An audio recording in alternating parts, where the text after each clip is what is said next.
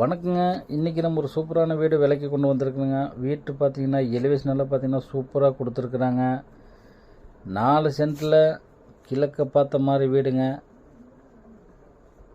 Car parking பார்த்தீங்கன்னா பெரிய car parking கொடுத்துருக்குறாங்க.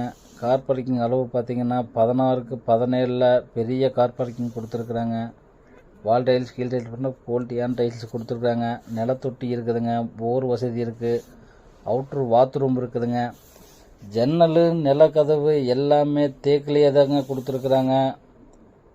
ஹால் பார்த்திங்கன்னா பெரிய ஹால் கொடுத்துருக்குறாங்க.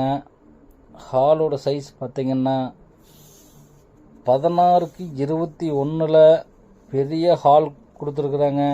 பூஜை ரூம் தனியாக கொடுத்துருக்குறாங்க. ஃபால் சீலிங் கொடுத்துருக்குறாங்க. ஃபால் சீலிங் பார்த்திங்கன்னா சூப்பராக கொடுத்துருக்குறாங்க. கிச்சன் பார்த்திங்கன்னா ஓப்பன் கிச்சன் தாங்க மாடலில். அதுலேயே டைனிங் ஹால் கொடுத்துருக்குறாங்க. டைனிங் ஹால் இப்போ கிச்சனு 10க்கு 16 டைனிங் ஹாலும் கொடுத்துருக்குறாங்க.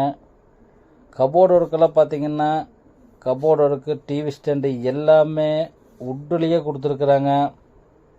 சூப்பராக பண்ணி வச்சுருக்குறாங்க. ஹால்லையே பார்த்திங்கன்னா